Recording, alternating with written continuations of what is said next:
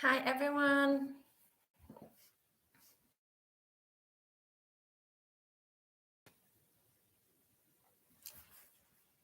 Okay, let's just wait a little bit before I get started.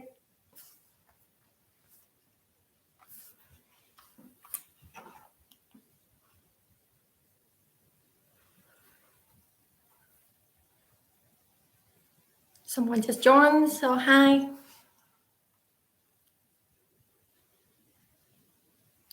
Okay, let me just start it by welcome everyone to my channel. So it's been a while since I sit down and just and chit chat. So today I had a live QA. It's been a while, so I thought to just host a live Q&A, and I also asked for questions submitted in advance from like Facebook platform, Instagram, and LinkedIn. So I had a few questions submitted already. But today I just want first is I just want to introduce myself again for my new subscribers, as well as sharing my career journey over a decade. So if you are new here, my name is V. I would consider myself an actuary, risk management professional, a creativepreneur, and also like a lifelong learner. So let's go a little bit into details. So I'm an actuary. So I'm a fellow of the Society of Actuaries and also a fellow of the Canadian Institute of Actuaries, as I'm working and living in Canada right now. And I also have a charter enterprise risk analyst designation as well, because like I specialize in enterprise risk management. So when I first started with the actual profession, I already knew that I didn't want to do the traditional roles of the actuaries, which was like popular back then. Is like in pricing or valuation, which is still like the core actual work. So it wasn't something that appealing to me. So when I studied in university, I chose to study math and also finance. So for me, like the risk aspect or the finance enterprise risk management track was more appealing for me. When I pursuing the exam with the Society of Actuaries, I already decided upfront that I want to do the ERM and corporate finance track. When I did my co-op, and then I was fortunate to get a permanent offer with in a life insurance company, and I'm still with the same company over 10 years.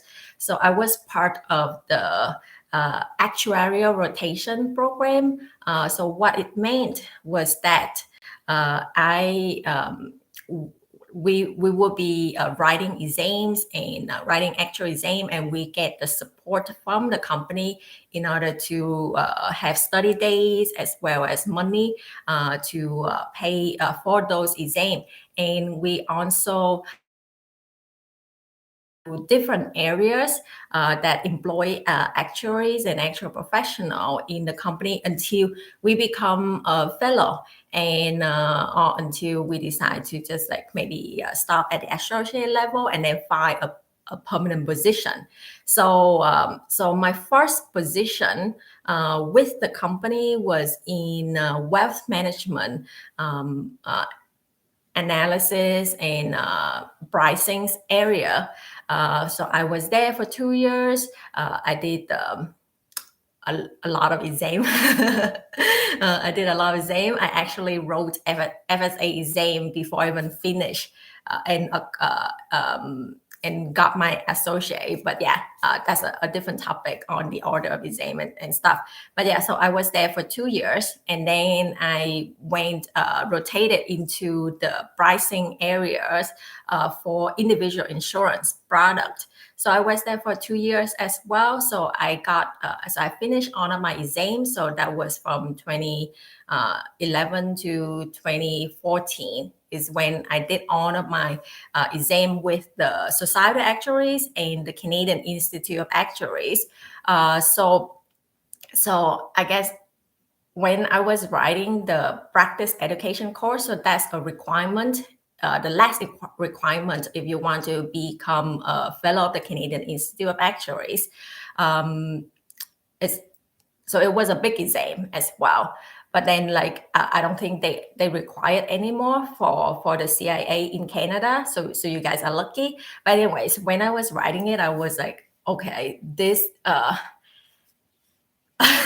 it was like I was studying as if like I was studying for an FSA exam, and I was like learning about all of these standard of practice and everything, and I was like, oh my goodness, like being an actuary is very challenging, and knowing all of these standard of practice and everything. But yeah, so at a point I wanted to just thinking about applying for an MBA as well. So during that time, I was preparing. So when I finished all of my exam, then I was preparing for applying for MBA, and then I also started to write my first CFA exam because I have always been interested in the corporate finance and ERM track. So I saw a question from Jian Wang. Thanks. So why would you choose CFE track? Isn't a good pick. I'm never interested in the traditional roles of the actual profession. So it's always about the finance, the corporate, the risk aspect, the business mindset of the actual professions that appealing to me. So that's why I knew upfront that I would want to go for the CFE. I did consider investment as well, but like when I'm looking at the curriculum and the material, I think it's too quantitative. I don't want to get to be too technical like that. So CFE, I think was a good medium. It's a bigger picture, like just risk management overall. I think it's have a more broad applications. You can work for literally any industry, any company any company, any industry. Like risk management is so broad. So that's why I chose the CFE. But also because of that, I actually did the CFA separately because for me, it was like a good complement with the risk management in terms of like more in terms of investment assets, risk and stuff. And it's not as math are not as quantitative like the investment track of the Society of Actuaries. So yeah, so after I finished on my 4 years rotation on my actual exam, I was able to get into the risk management area of my company. And I have been with the risk management area for the past over 6 years already. So during that time, I finished my master of business administration. So it was a blended online program where 80% online, and then I also got a chance to go on campus in Spain at the beginning and the end of the 16 months. It was intense, but yeah, I did a separate video about like my MBA experience and also a separate series about CFA exam versus actuary, or why I pursued the CFA. So yeah, so I think everything was a very good complement on it. Oh yeah, so I see John say just join risk management as well. Yeah, welcome. I think it's a great area to be in and a lot of potential and opportunities in there. But yeah, so throughout the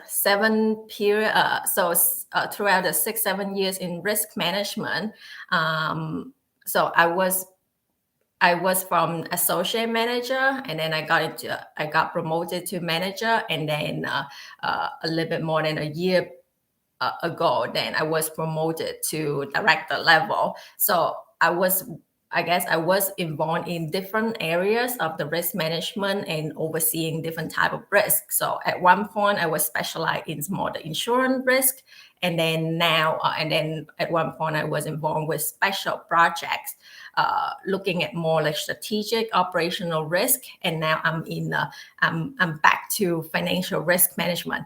So I actually did a video why I ditched actual job, because my last role didn't require you to become an actuary. But of course, being an actuary is very helpful, and that's why I got a position. But my career journey continued to evolve, and there was opportunities to build out a financial risk management area better. So I actually started my new role this month in financial risk management. So back to an actuary role that actually require you to be an actuary and or have CFA, because you need to understand the insurance risk and the financial risk very well. But yeah, so I would say overall, it was a very rewarding career. Like becoming an actuary is challenging for sure, with like lots of different exams that you have to go through. So I actually got a question, how to deal with exam stress.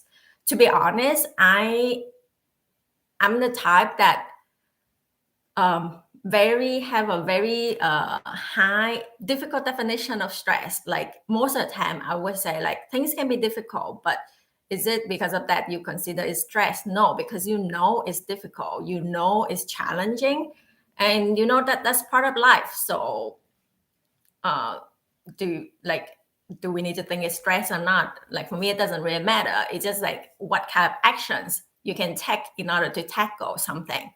So how to deal with exam stress. So like for me, like I just like I threw out the stress part of whatever. Like I'm just focusing on my actions, what I need to accomplish, what I need to do. Like I just try my best, right? And it is what it is. And of course, like if you work hard and you see the results, so it will be more encouraging. But if you face failures, it will be more difficult, right? So that is normal. It's just like how you handle those. So I do have a few videos about like how the way I tackle different exam. Like for me, it's just like my main thing is just if you break things down into smaller pieces, you can manage things easier and you feel less overwhelming.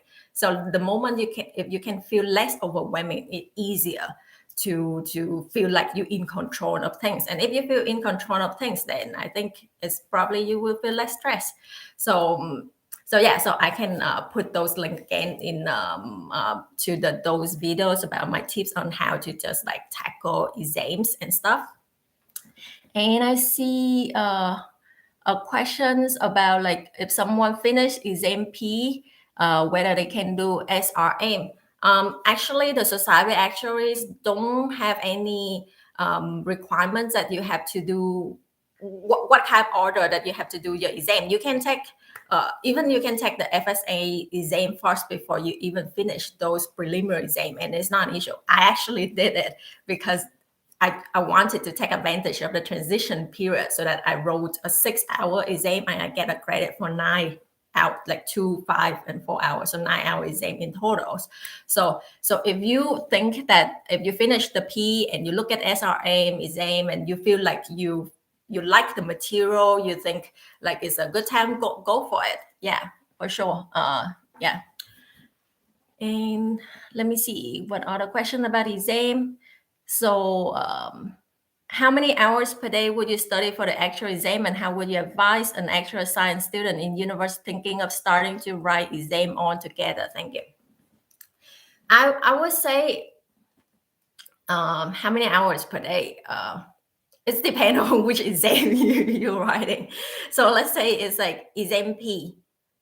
It took me 3 attempts to pass it, but it's because I didn't really study, because I didn't really manage well in university. And then and the material, I already took a course about probability in exam. So yeah, like, but then for the last time, when I pass it eventually, it's like overall probably like a few weeks. But was it actually good? And like a good effort, a good attempt, or like good representative of like now what I consider of my study mechanism? No. So I would say it's like if when I actually build a system and a habit for studying for any exam later on, it will be like I would try every single day, weekday, like 2 hours, like around 2 hours at least to study. And then weekend, it can be from 4 to 8 hours per day on the weekend. Because the material that you have to go through, especially for the FSA exam, is a lot. Like it's a lot.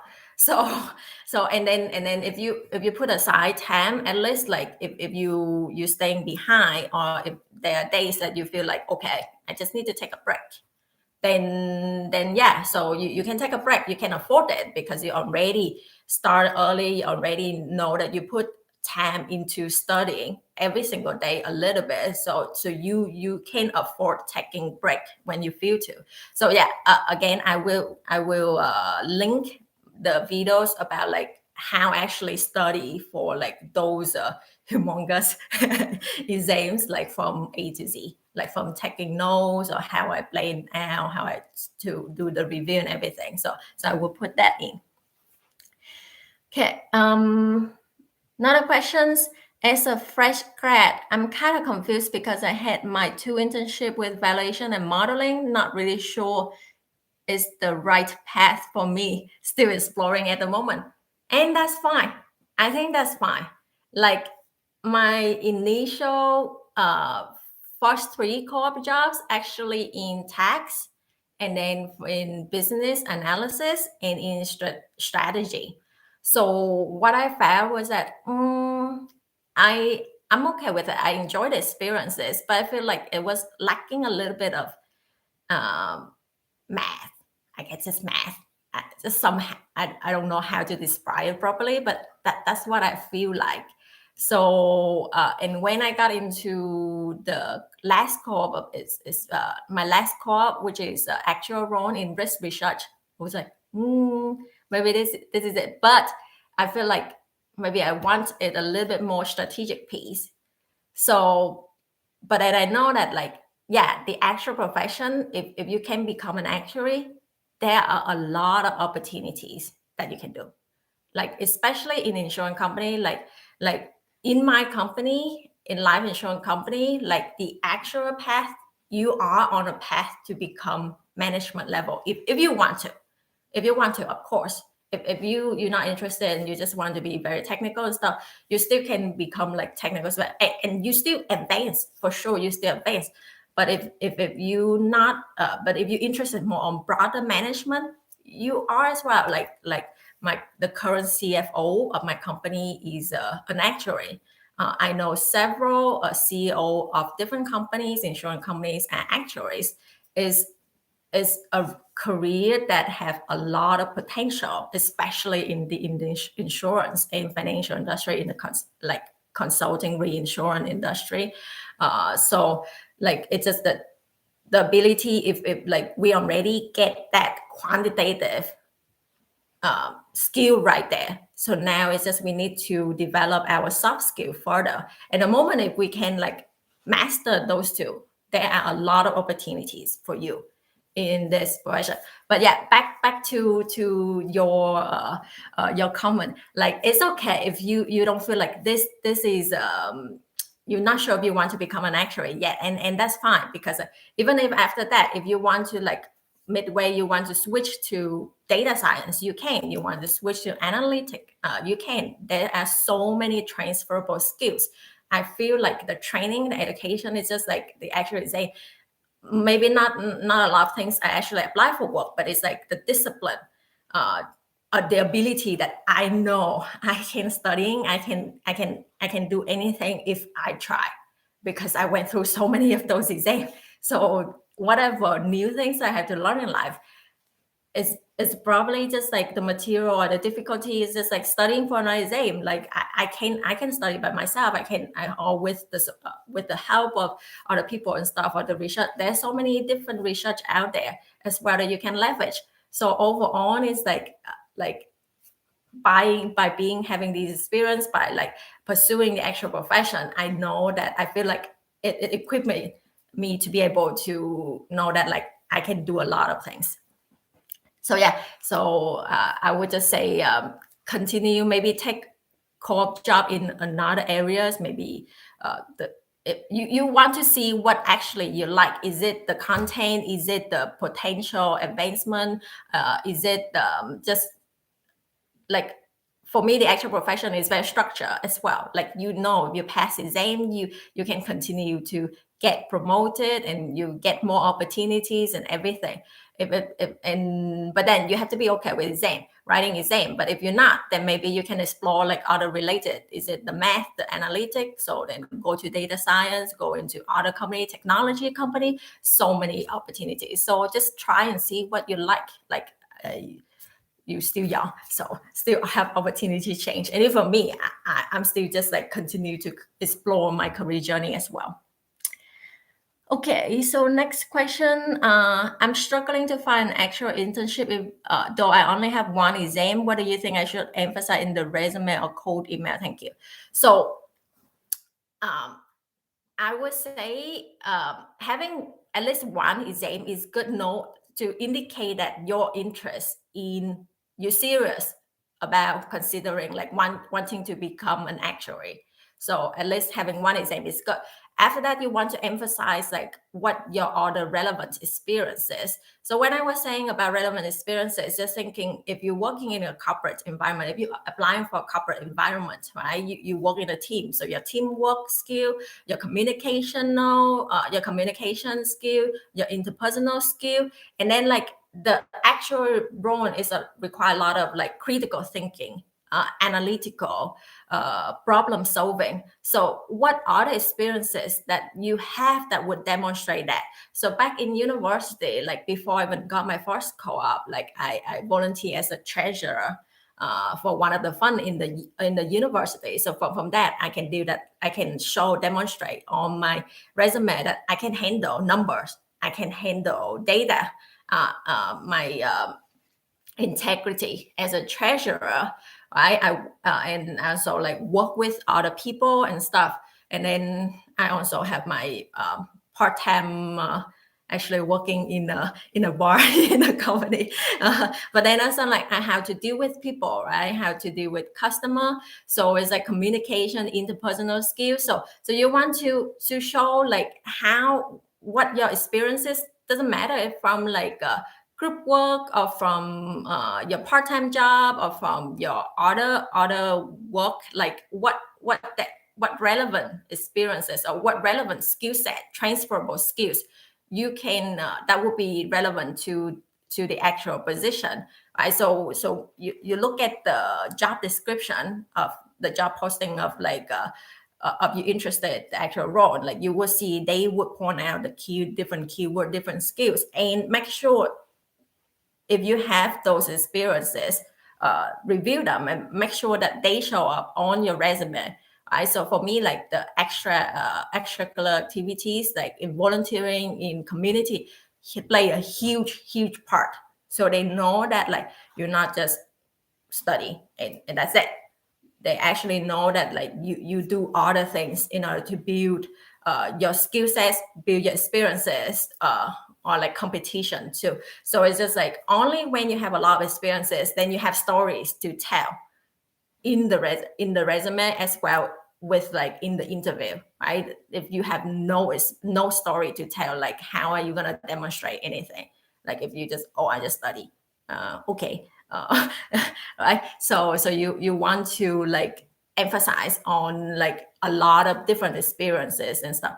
Actually, yeah, my I just saw a LinkedIn post about that as well. What specifically they want to see on the resume, and I can also put that in the link after.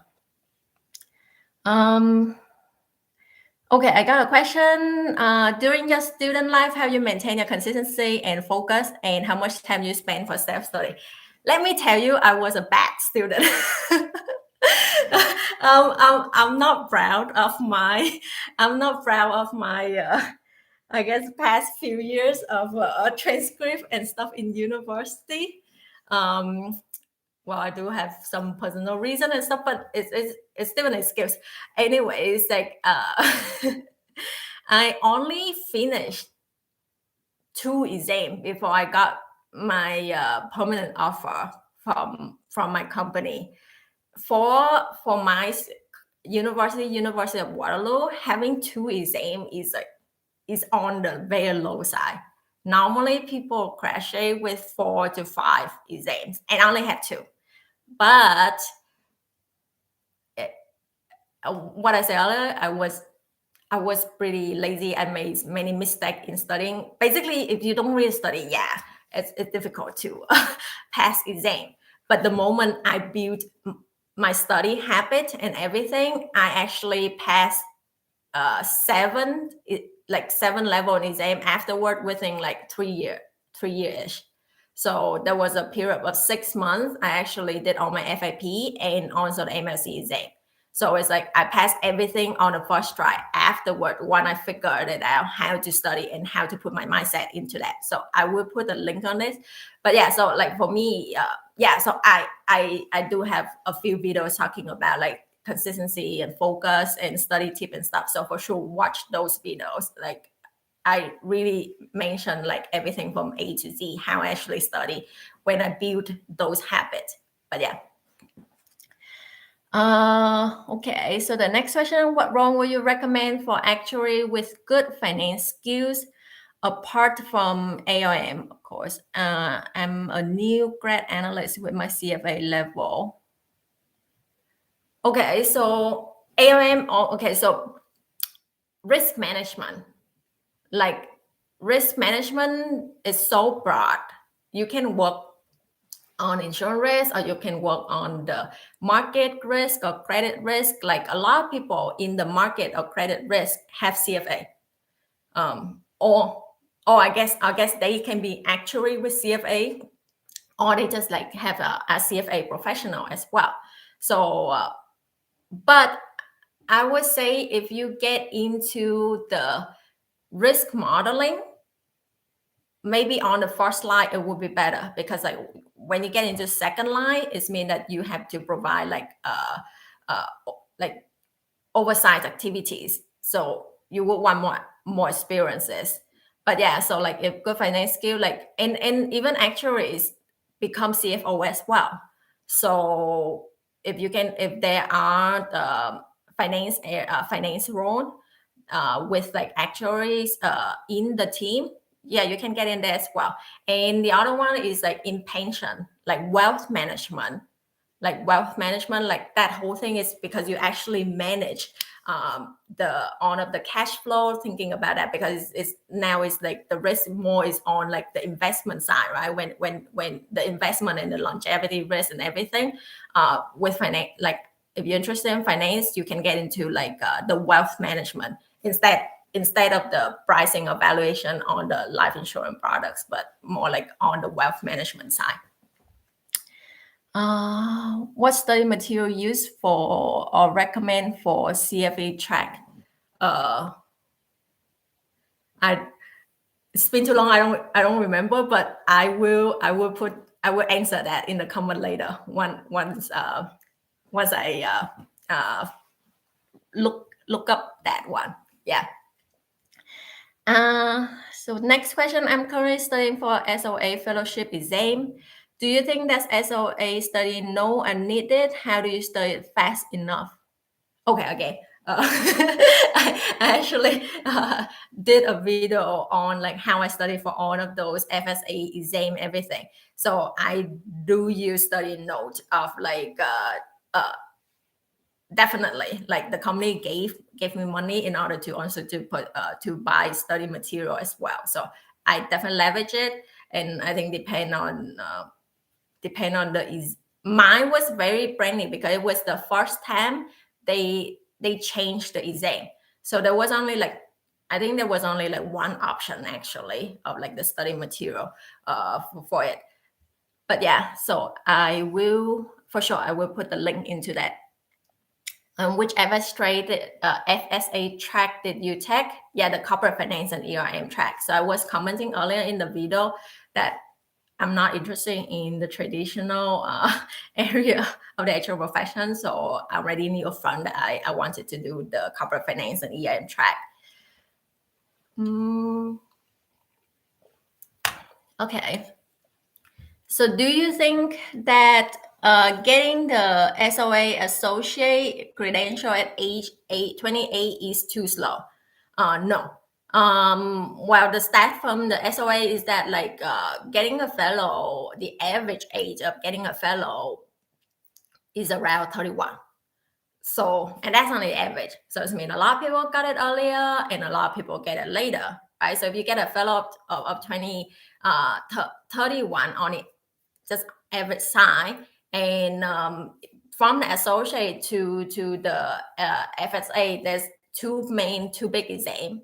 The rest are modules, and two big exam, and one is like either the 2-hour exam or the 4-hour ERM exam. So it's like it would take a shorter period for you. So if you get it associate 28, then I think you on like around the average and stuff. But to be honest, don't think too much about like how long it takes and stuff. I saw many incredible actuaries now, like executive and stuff. It took them 10, 12 years and stuff in order to become like to finish out of exam, and that career journey later on is still like flourishing, because like different people have, I would say, being able to pass exam doesn't mean that you can do well at work. Like sure, there's some association, but like the ability to like handling exam and it's quite different, because certain people I know that like they care so much about the details. They really want to like, okay, I need to like know everything 100% in order to feel comfortable and in order to like for their study. And it doesn't work like that quite well when you only have like a 4-month period to study for an exam, because like for me, you don't need to know 100%. What you need to know is like the 70 to 80% that actually helping you to get at least that score 6. Well, don't aim for score 6, but my point is that like you need to know everything good enough that doesn't matter what they ask, you can write it. But there's certain people that like they need to know everything so well, so they're getting stuck into the details, and then they run out of time in studying. Doesn't mean that they're not good at the job. No, but it's just a different way of studying, a different way of doing things. And because of that, maybe it takes them longer time in order to pass the exam. But once they get those knowledge, it's probably stick with them forever, and they can apply it very well at work, and they still gain the experiences and do very well at work. But like for me, sometimes it's like I like the way I actually know one thing well is like if I exposed to the same thing over and over again. So a lot of different topics that actually like I saw it on the CFA exam, I saw it at my FSA exam, I saw it at university, in my master and everything. And that is like, oh, after a while, it's like become a part of me. Like for me, it's like I'm just feel bored if I just study everything deep right at the beginning. It's not my style. So I like to know everything, but just a little bit. But like I'm a generalist. I'm not interested in like specialize or know everything so deep. So for me, like I do a lot of different studying and stuff, but a lot of time it's just like reinforcement on related topics, and that's when you know which one actually relevant for a lot of different things. So yeah, again, don't focus on how much it take or what age is the main thing is like when you continue writing your exam, passing exam, like how's your other experiences, like what you gain at work, like your network, or like how your performance at work, what lesson you learn from there, what experiences you learn from there. Because it's not like you pass exam and they promote you right away and stuff. Like once you finish an exam, it doesn't work that way. It just means that like once you finish you on of your exam, you become a fellow, then yeah, there are a bunch more opportunities open, but they still gonna see like what are the experiences that you have. They still want to see that you actually can do the work. It's not just because you're a fellow that like, yeah, you are golden. No, you still need to show your other skill sets. You need to show them, be able to demonstrate your work experiences and like or maybe outside of work. Okay, let me take a water first. Do you have any advice for young actuary applying entry jobs in Canada but without local experience? I get, okay, if you have, so I assume you have like the proper work permit and everything, then it's a fair game. So again, I feel like you emphasize on the transferable, like the skill set. If you actually have like actual experience, I do believe actual profession is like has a global playing field. Like certain things about like the way you think about how to quantify risk, or you estimate risk, or pricing or valuation basis and everything is like maybe the details are different, the assumptions are different, but like just the basis, the way you think about things are similar. Doesn't matter if you did the exam track through in Canada, in US, or in UK and stuff. Like they're actually an actual, I think, actual international body that looking at all of the different actual society around the world, and like they all talk to each other. They so if you have the experiences, actual experiences outside of Canada, then for sure that's like still gonna be better than the one that actually have no experiences, for example. But then of course, like again, it's like what are the candidates are there for the position, right? If it's somebody already have the local experiences and more exam, or the then maybe they will have the better head. But if you get an interview, once you get the interview, it's really showing that like they believe you have the ability to do the job. So once you're at the interview, it's really like they just want to see whether you are a good fit or not to the team or to the company and stuff. So if you actually starting getting interviews, it means that like you're already okay in terms of like what kind of experiences and stuff that you need to demonstrate. So now it's just like how you actually communicate, how you actually sell yourself in the interview. So yeah. So let me just want to make sure that I answer that properly. Young actually applying entry level jobbing. Yeah, again, just like looking in terms of I would say it's the same thing. It's the same thing whether you inside or outside of Canada. It's the same advice. Like you need to show relevant experience. You need to show you need to be able to research on how to apply, interview, and resume and everything to have to be solid. Okay, so next question. If you were to start your career in 2022, what would be the quickest ways to senior leadership? There are so many different exam and potential paths, but it's hard to figure out what to do.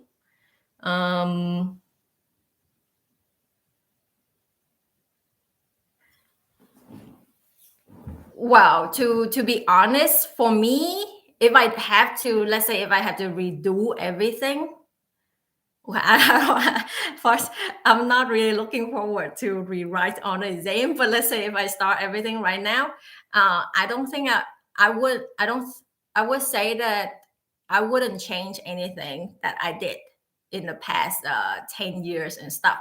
Because for me, like senior leadership, it's just one step at a time. It's just like what kind of experiences, what kind of knowledge that you have, what kind of relationships that you make at the company is you have to be. I do believe you have to be well-rounded. That you need to be able to show that you can do the things. You need to be able to have the soft skill, be able to communicate, to have a strategic mindset. You need to be able to build relationships and influence other people. So I think it just like, if you say the quickest ways, it just mean that you want to be able to get into a lot of different opportunities. So only when you are having a lot of opportunities, then you'll be able to demonstrate, right? If you don't get that opportunity at work, then go to find it in volunteer opportunities, or at the societies, or different organizations that you can volunteer, or that you maybe like part-time and stuff, in order to get that opportunities. Because if you have that, you have some relevant experiences, that when there's an opportunity open, you can actually show that, hey, I have it. But if you just like, if you are content of just like being at work and just like doing normally at work, and not going outside and beyond what your job responsibility here, then your pace is just like that. But then if you want something quicker, then you have to do more. For me, it's just like, if you want something, then you need to take actions to see what gap you need in order to fill in those gaps. So again, like senior leadership. So again, it's just like, in which area or in which domain, or like leadership is a lot about like communication, interpersonal skill, but then it's also about like how to be able to actually build up a team, how to be able to like having those strategic mindset and everything. And you need to be able to show you're an expert into something as well. So what is it that you want to become senior leader for, right? Then make sure that you build up those missing skill set experiences through either through coursework or through other volunteer activities, if you cannot find those opportunities at work. What do you mean by first line, second line within risk management? So within risk management, there's the 3 line of defense model. So first line are the people actually like on the front line, they own the risk. So it's the business unit. So let's say if insurance company, the pricings or valuation, or the people selling the products, they actually the first line, they manage the day-to-day operation. The second line is more like overseeing the risk activity. So I'm in the second line. So our actual function, sometimes like corporate actual, we're also in the second line, looking at reviewing, just make sure that, hey, you are you actually manage your risk properly, or you have to think about something adverse situation. Do you have like mitigation action in place if the adverse situation happen? So that's the second line. And the third line is the internal audit. So they provide independent review and challenge for both the first and the second line of that, because like you don't want external auditor coming in, because like that can raise a big red flag, a potential more concerning issue with the company. So that's why like you see big corporation, we always have internal audit already. So that's a 3 line of defense model. So you can look up on that a little bit more.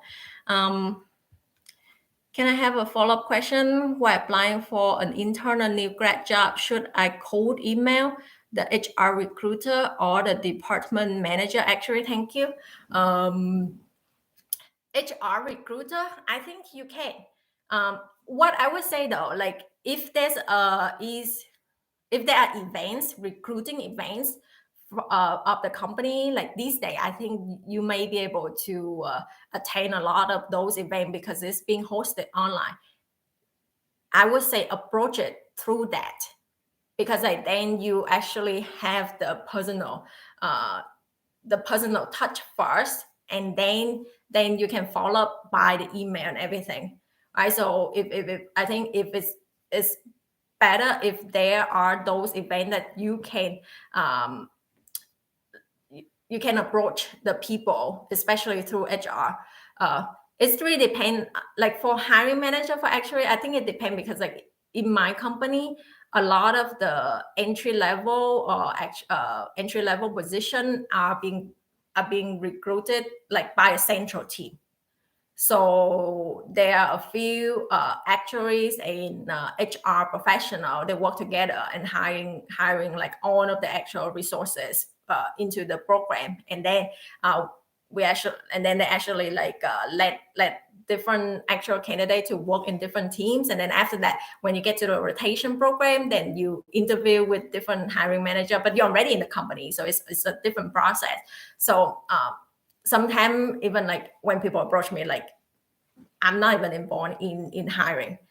Usually when like it's experience, if they hire experienced actuaries, that's when like the hiring manager approach direct. That's when like an actuary will be responsible solely in that hiring decision. But like for junior level, it's like for my company, everything done centrally.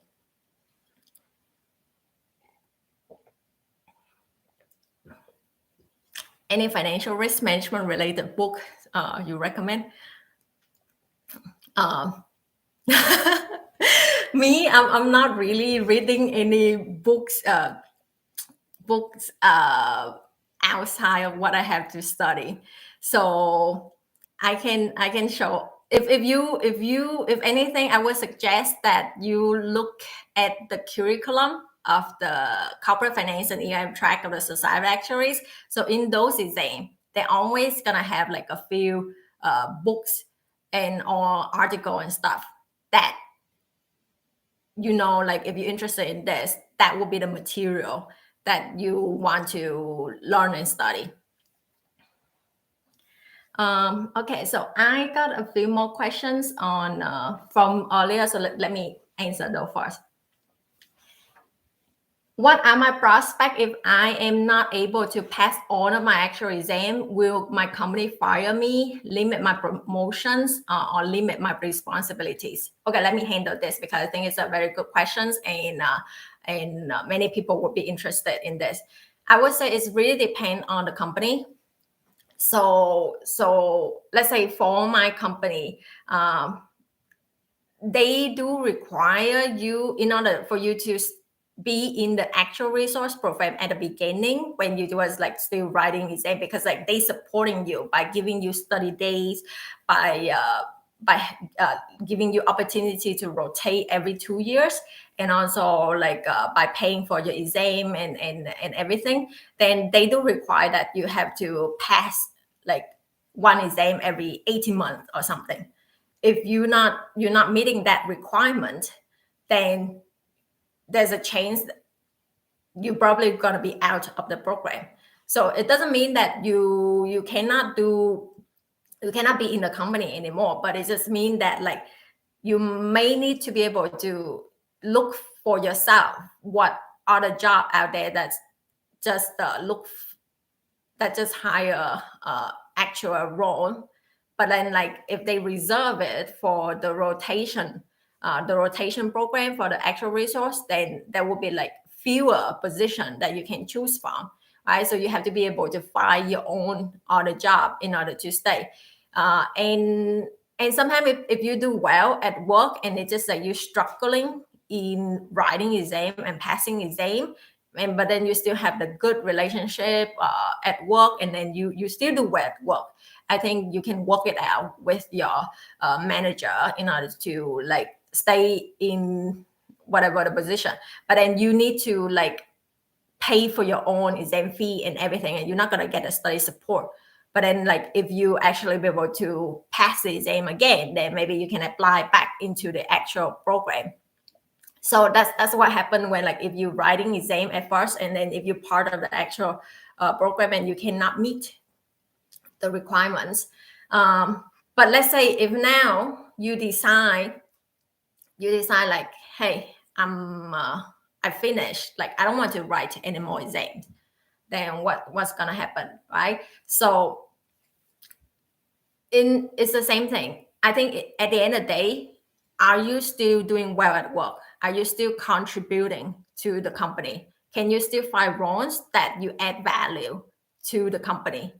If you still do well, you still can add value, you can still find those roles, you will be able to get a job regardless of if you are an actual professional or not actual, because you demonstrate that you can do it. But of course, there are positions that they would indicate clearly, hey, I need at least an ASA, or I need at least a fellow and stuff, because there are certain positions is like require the signing authority and stuff. So you need to be able to have that those credentials and everything, and sometimes it's the credibility as well. So I would say that if you are a fully qualified actuary, there are always going to be many more opportunities. But I already say at the beginning, it really depends on the company, because I know that from P&C, associate people with associate, I think they do have more opportunities compared to like traditional life insurance company, where we require you to become like a member of the Canadian Institute of Actuary as well. So I think it's just the nature of the work and also the company, and like our consulting. Like I think for consulting, associate people with associate level, like they have a lot of opportunity as well, because you don't need to do the signing you don't need to have the signing authority, you coming in. So it's more like the experiences or the knowledge that you can bring in at that point in time. So you have to see like what is the company culture, what's the company path for people with actuary. Like it really depends on the industry, like P&C versus life versus consulting, reinsurance, everything, and what kind of job and teams. Yeah. So, but I would say still the main thing, you need to go to still perform. If you cannot perform, like even if you fully qualify, you're gonna get fired anyways. So how long, so my next question, how long do people usually stay in the same role for? From what I heard from my like even people before me and stuff, right? Usually they stay really long time, forever, even in the area. I would just say the area. So it's like maybe pricing area or valuation, like they will be there, like they will be like the pricing actuary or like the valuation actuary. Like, but now these days I see that there are many more movement across different areas in the company. So it's really depend on like, are you in more like junior level position, or are you in more senior position? Because like, okay, so maybe for the junior entry level position, it's like it's already have defined task, right? So the in order to train someone to replace that is probably quick. So maybe people staying for my rotation program back then is every 2 years we rotate. So they think 2 years is good enough for you to learn something, contribute, and then move on, and then let the next person come in, right? But then, like, let's say if you in a senior position, now you maybe you're in a new team that you actually build a strategy and also like execute it, like actually build the whole framework. If you're only gonna be there in 1 or 2 years, you're probably not gonna be able to like establish your vision or like execute your vision or bring it in life. So you need more time, right? So in that sense, then it can be like it will be much longer, like 5 years or more, or it depends, right? So it's really I would say these days there's no specific number. It's I can see people within my company, like people can move as quickly as like a year. Like my previous role, it was 1 year, but then there will be position that you stay for much longer. So, and maybe you're happy and you're gonna stay there like forever and ever, but it doesn't mean that like your level is not progressing. So you're just in the same team for a really long time. Okay, next question. How do you assess your own strengths and weaknesses? So I would say just like know yourself, right? So your own strengths, like I think sometimes it's like you, if you don't really know, you can do some survey as well in order to get an understanding of that. So like I can put in a few link from the job bank in Canada when they help you to understand yourself a little bit more. But I think overall it's just from your experiences. If you do more, then you can see like, hey, what are the things that like I get a success with, right? And or what are the things that I'm struggling with on either the daily basis or over time and stuff. You can also get a feedback from other people, because like when you in a job, like you're gonna get performance evaluation. So from that you can see like what other people actually think of me, and from that like they would give you advice. And if you hear the same thing over and over from like different people, then is an indication like of, yeah, that is something that you are really good at, or that's something that you really need to work on, right? So if you're unsure, you ask for feedback, or you also do questioning and stuff. And then it's just, I think, self-awareness, right? You reevaluate your own experiences, you reevaluate your story and stuff to see like, hey, what I like, what I don't like, what I do well, what I don't really do well. And then from there, just like learn a little bit more about yourself every day. And another questions, from a perspective of a life actuary, will you make adjustment in your pricing model for COVID? And if you have to, what extent? So I would just tell you that like it doesn't matter if it's like COVID or not. It's like that is just one adverse event.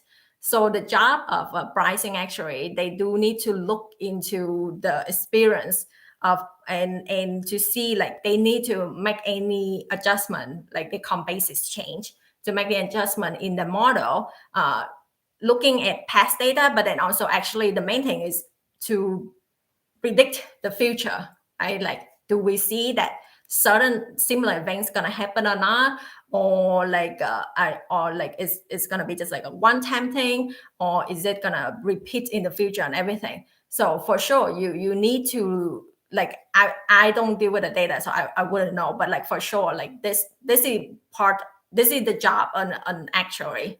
Like we need to be able to look at the data and then in order to in a way predict the future and see if we need to adjust the assumption.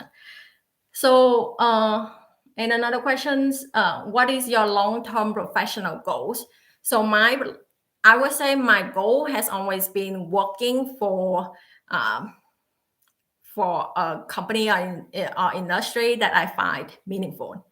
So, and I'm happy and I'm proud to say that like I'm very happy to be able to work in insurance industry. Like I can see that like the benefit, the vision of insurance, like we really like helping to provide the protections for people in need. Like I connected, I resonate with the purpose of the insurance industry. So I find meaningful in my work, in like probably not my day-to-day work, but I know like it linked in order to at the end of the day to like serve the customer, to provide like every Canadian in order like if they in an adverse event, we know that we will be there in order to like help them with the payout and stuff, and help them with the loved one with the financial protection. So my professional goal overall would just like still having a meaningful work. But like if you're talking about like what specific job or what specific role, I don't really exactly have in that mind. But I know that I always want to be in some role that will be able to have like a bigger picture, like help me to be like in like more generous, like more broader view of the company operations or the company strategy and vision and everything. Because like I'm not interested in like being in a specialist of every specific, like maybe in the term insurance pricings. Like I'm not interested in that. Like So, and I know like the world continue to change. Like they actually didn't work in risk management for until like maybe the past decade or something. So there's are always going to be like new areas that um, that open new opportunities. So I like to work on new things, like face different challenges and stuff. So it's scary, but I think it's fun that way. So for me, it's just like I need to be able to find satisfaction from my work. So that's really my overall professional goal, right? So if I have my work need to be meaningful, I need to be able to continue to grow and also add value. Okay, so actuary versus data scientist in insurance. Okay, I will just put a link in that. So there's several videos we were talking about, especially late showcase an actuary with associate level work and working now as a senior data scientist in insurance. Definitely check that video out. Okay, how would you rate this job in terms of how much time do you have in terms of free time? Do you often feel like you do not get to enjoy your time off? Well, when you write exam, of course, there's a lot of things you need to sacrifice. So you need to spend time in studying. So for sure, like you do need to sacrifice your own personal time. But I would say it's a short-term pain for long-term gain. Okay, short-term here is not like short term. It can be like several years and stuff. But for me, if we still continue to want to like 50 something, 60 something, it's this the time that you spend on that will be like less than a quarter of your professional journey anyways. And it's not like you're not continue progressing at work and stuff, so or you're not learning anything new, like it's still helpful with your long-term career. So I don't, to be honest, I don't feel like you do not get to enjoy time up. Like for me, it's actually what make this the actual profession is actually like I like that aspect because I know if I pass exam, I get a pay raise. If I pass exam, I get a pay raise. If I pass enough exam, I might get into like promoted to like a certain different level and stuff, right? It's very straightforward. What kind of the profession that give you that straightforward? It's like you do this, you get this. You do this, you get that. Like after you become a fully qualified and then you get into like other promotion and stuff, like it's no longer straightforward. You don't know what will be the formula for that, right? So having like in for me like having be able to like spend time doing certain things in order to achieve something, like for me I like that. So I wouldn't say like it's getting like not enjoying my time anymore, because like I still, if you know how to like if you still spend time with your family members, like if you know how to manage your time properly, you're still gonna be able to do a lot of things. And even now I still choose to study on my own time anyway. So for me it's like I see the benefit of it and it's part of me. Yeah. So does your job involve lots of quantitative methods in risk? Yes, but I would say depend on the job. Some of the job you are the one that actually build a model, and some of the job uh, you review the model and stuff. So for sure there are different quantitative methods for sure related to statistic, modeling, stochastic, everything. But yeah, it just depends on the role. How many hours a week do you usually work when you're not studying for exam? To be honest, like in the past over a decade, I would say on average, except for crisis time, that requires like we need to put more hours in. I would say just on average, I work probably 37.5 hours to 40 hours per week on the average. Like you do get sometimes less, you do sometimes more. It's like you adult. You as long as you do the work, and the work is never ending. So if you know how to manage, and then like for me it's like doesn't I do other things outside work. which also help with my work, like my studying and stuff. Like I apply it to my work, so it's actually being helpful. So there's no need for me to just sit there and do more, because like for me it's like sometimes it's like you get those inspirations, or you leverage the knowledge outside in order to help with your work, to be helping you more efficient and stuff at work. So I don't advocate for longer hours if you don't have to.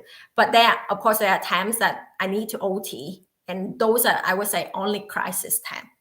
Yeah, beside that, I would just say like 40 hours per week. Pricing, valuation, risk management, which one is easier? Nothing is easy.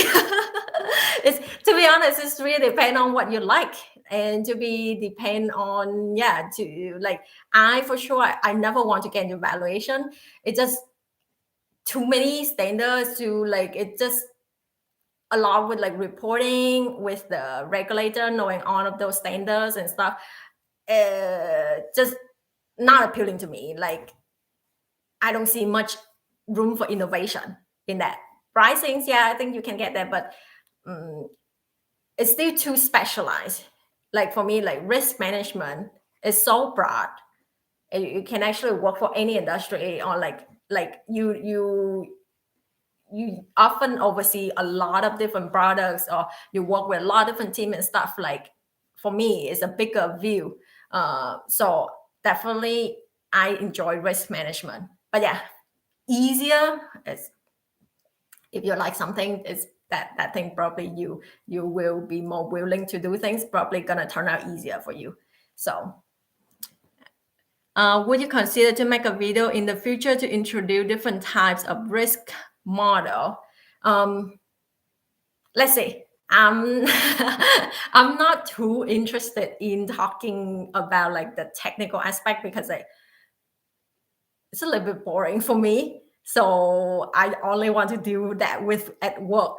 So yeah, but I may do videos about like may just on a high level. So we see. Yeah, thanks for suggesting. At my university, we have classes that basically prepare us for exams. We have a concentration for actual science under the mathematics major. How many extra hours do you think I need to put in? Well, again, it's like how much you know, right? It's everyone is different. Even if you study it but you don't remember it, then you still need time in order to actually memorize the things and be able to apply it in a constrained hours. So sometimes the thing is like people know it, but they need more time. In like they know things, but they need more time in order to recall it. Then passing exam, one of the skill sets is also requiring you to be able to recall things in a very like urgent or like a pressure situation, and you need time. You need to spend time to practice that skill as well. So again, like I think it's really depend on your personal situation, how much knowledge you already have, what else you need in order to do it. So probably the easiest way, if I'm in your case, after taking that class, I'm just going to take the sample test and see, hey, what am I lacking? If I take that test in like the 3-hour setting or whatever the setting that the real life is, and I said like, oh, I already got like 80, 90. Okay, then you probably don't need to study any further. But then if you go in and like, oh darn, I don't remember anything, then okay, then you need to make a plan for yourself in order to pass the exam. Okay, so well, it's already 12:10. Yeah, so I think I answer all of the questions submitted, as well as these questions. So I hope you find today's live sessions helpful. And again, thank you so much for tuning in. And I will talk to you another time. Bye now, everyone. Have a good Sunday. Or maybe Monday if you somewhere else on the world. Okay. Thank you again for watching and for supporting my channel. Bye now.